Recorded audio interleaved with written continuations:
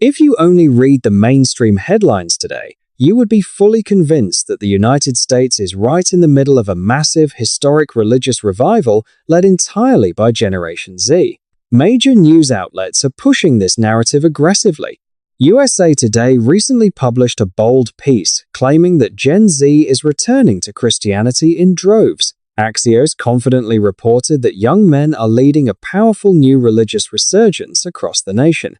And here is a very confident, sweeping claim from the prominent evangelical ministry, the Gospel Coalition, which flatly declared, "It is here the Gen Z revival hits university campuses." But if you look closely at the actual sociological data hiding inside and beneath those sensational headlines, the cultural picture looks radically different. A real, genuine religious revival of that scale would inevitably leave a very clear, unmistakable statistical footprint in national surveys, and that footprint is just completely non-existent. To see this reality clearly, let us zoom out and look at one of the most respected, highly rigorous studies in the world, the Pew Research Center's 2023 to 2024 Religious Landscape Study. This is a massive, comprehensive study of nearly 37,000 Americans, specifically designed by top sociologists to track religious identity, core beliefs, and daily practices over long periods of time. And here is the definitive, top-line finding from their data. Back in the year 2007, about 78% of all American adults identified themselves as Christian. By the year 2024, that exact number sat at roughly 63%. This means the Christian population of the United States is dramatically, historically smaller than it used to be just a couple of decades ago. But notice a fascinating detail here. This long, downward generational slide is not continuing at the exact same rapid pace anymore. Over the last 5 years or so, the downward graph has mostly stabilized, hovering tightly in roughly the 60 to 64% range. And we can see this exact same pattern in specific measures of personal prayer and weekly church attendance. The overall share of adults who say they pray daily, for example, has fallen dramatically since 2007. But since the year 2021, it has stabilized in the mid-40s. Monthly attendance to a religious service tells the exact same story, leveling off completely in the low 30s since around 2020. Furthermore, we also see a noticeable slowing in the rise of the religiously unaffiliated population, the so-called nones, spelled N-O-N-E-S, which refers to the folks who check the none box on the survey question asking, "What religion are you?" These religiously unaffiliated individuals make up around 29% of United States adults in the latest surveys, and their numbers have been bouncing around that exact same percentage range over the last few years without expanding further. In other words, what we are looking at in the data is absolutely not a third Great Awakening. We are seeing what sociologists call a religious plateau, an unmistakable, severe, long-term decline in Christian identification that has recently hit a short-term stabilization. But here is the specific piece of data that matters most to the popular narrative of a roaring Gen Z revival. Even though the overall decline of religion in America has slowed down into a plateau, younger adults remain significantly less likely to be Christian than older generations. In that exact same Pew survey, only around 46% of 18 to 24-year-olds identify as Christian. Only 27% of them pray daily, and a mere 25% attend a religious service monthly. This represents a massive, historic generational gap when we compare these young people to older American adults. The prominent sociologist Ryan Burge, a leading expert and author of the book The Vanishing Church, backed this up completely when he dug deep into multiple separate national datasets. Using data from the long-running General Social Survey, Burge notes that the percentage of people who confidently say they believe in God without a doubt drops significantly with each passing generation. The baby boomers are the highest, with 57% expressing absolute certainty in God, and that number drops down drastically to just 40% when you look at Gen Z.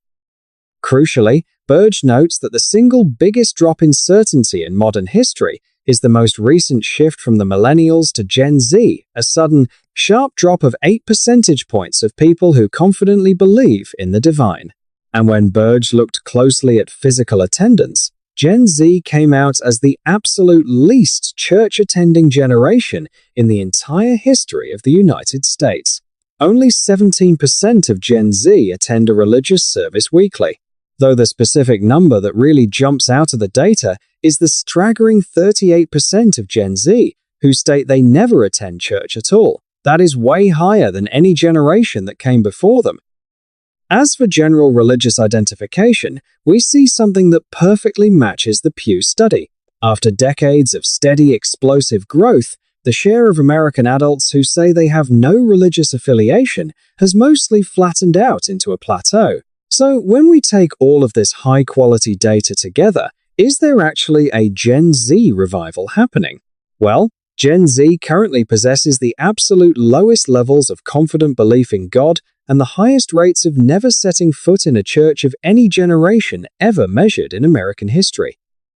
Yes, the explosive growth of religious disaffiliation has slowed down, but absolutely nothing in the data looks like a dramatic, triumphant return to organized religion. Church attendance has not bounced back, and theological belief has certainly not surged. So, if the major, scientific data sets all show the exact same thing, low belief, low attendance, and historically high levels of non-religion among young people, why on earth do we keep seeing these loud, confident headlines about a Gen Z revival? Well, a big part of the answer is that some of these bold claims are built on fundamentally flawed data, or on media outlets completely misreading what the data actually says. For example, consider a recent study from the United Kingdom making very similar revival claims. A report from an organization called the Bible Society argued that church attendance in England and Wales had exploded since the year 2018. According to their specific numbers, attendance among young men aged 18 to 24 supposedly jumped from a tiny 4% to a massive 21% in just a few years. But the sociologist David Voas, who is widely recognized as one of the leading global experts on religious change, took a closer look at that data and said, "Not so fast." The most trusted, scientifically rigorous national survey in the region, the British Social Attitude Study, shows the exact opposite trend. It shows that church-going among young people steadily declined between 2018 and 2023, and individual church denominations reported the exact same decline in their internal records. While the Bible Society confidently claimed that Catholic Church attendance had magically doubled, actual data from the Catholic Church itself showed a sizable, undeniable drop in attendance during that exact same period. So, where did the Bible Society's dramatic revival story come from? Dr. Voas discovered that the flaw was entirely in the study's chosen methodology. The Bible Society chose to use an online opt-in panel run by the market research firm YouGov. People voluntarily volunteer to join these online panels to take surveys for rewards, which means the sample is not truly random, and that statistical flaw matters immensely, especially with young adults. 18 to 24-year-olds are a notoriously hard demographic group for sociologists to survey accurately, and the specific young adults who do actively choose to participate in these online opt-in panels tend to look very different from their average peers.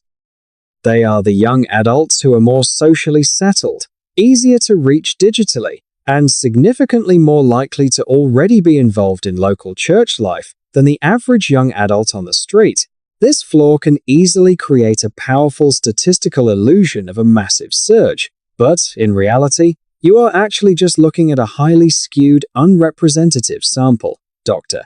Voas's ultimate bottom line on this study is the old scientific cliché that extraordinary claims require extraordinary data, and the evidence presented here is just nowhere near strong enough. When you compare these exciting revival headlines to the durable, long-term, probability-based surveys that actually track true national trends, absolutely nothing suggests a dramatic return to organized religion in the United Kingdom. In other modern cases, The Gen Z revival narrative comes from a complete misunderstanding of the underlying data by journalists. Take, for example, a prominent Fox News article from October of 2025 titled "Gen Z Men Returning to Church in Surprising Numbers in Faith Resurgence." The article summarizes the findings of a study conducted by the Barna Group, stating that church attendance has increased dramatically among Gen Z and millennial men, showing clear signs of a return to church that easily surpasses older generations. But that is completely not what the underlying Barna study shows, not even close. The sociologist Ryan Burge pointed out the key critical detail that apparently everyone at Fox News completely missed. The Barna study did not measure Gen Z as a whole population. It was exclusively looking at Gen Z individuals, who were already active churchgoers. It was not sampling all of young adults, nor was it looking at the general population. It only looked at the specific subset of young people who already attend church regularly. So the study's actual finding is incredibly narrow. Among the small subset of Gen Z who already go to church, they currently attend services slightly more often per month than the subset of millennials who already go to church. And even then, the statistical difference is not dramatic at all.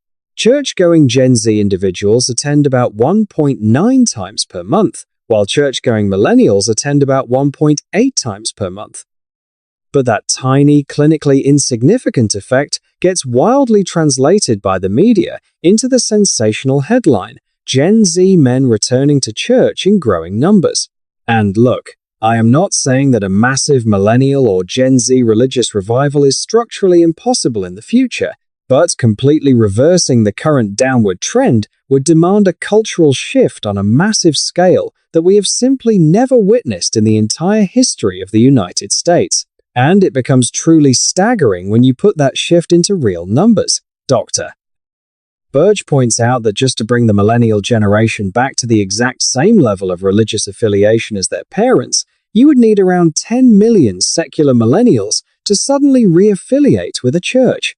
And for Gen Z, which starts from an even lower historical baseline, you would require around 18 million young people to suddenly re-affiliate. He writes plainly that there is absolutely no sign of that happening in any reliable dataset. The reality is that there has not been a single cultural or historical event in the past 50 years that has sparked a sustained, measurable, long-term rise in religious attendance in the United States. So the real sociological question we should be asking is, does this current plateau, which we do see clearly in the data, signal the start of a future religious rebound, or is it simply a temporary pause in a much longer-term generational decline? Based on everything we know about the sociology of non-religion and generational change, it is almost certainly just a temporary pause. When people imagine a religious revival, they tend to picture dramatic, cinematic moments, mass public conversions, people suddenly flooding back into old church buildings, and a sudden, spontaneous spiritual awakening. But religion in the real world usually shifts slowly through generations, primarily through parents passing on their religion directly to their children. And a growing, robust body of sociological research shows that non-religion tends to be remarkably stable and sticky across generations. A recent study of school children in England, fittingly titled "The Stickiness of Non-Religion," helps to illustrate this mechanism perfectly. The sociologists found that when parents are already non-religious, their children typically adopt that exact same secular stance through a simple, quiet absence of religion in their daily lives. At home in these families, religion is simply not talked about. There are no daily rituals, no prayers before meals, and no social or behavioral expectations rooted in a particular religious culture. In that household environment, not being religious simply becomes the natural, invisible default state of being. And one of the most striking, vital takeaways from this broader line of sociological research is just how strongly this non-religious default state carries on forward into adulthood. One landmark finding from the early 2000s showed that if you are raised by two active Christian parents in Britain, you have maybe a 50-50 chance of remaining a practicing Christian as an adult. But if you are raised from childhood with no religion, The odds that you will stay non-religious as an adult are overwhelmingly high, well over 90% in multiple studies.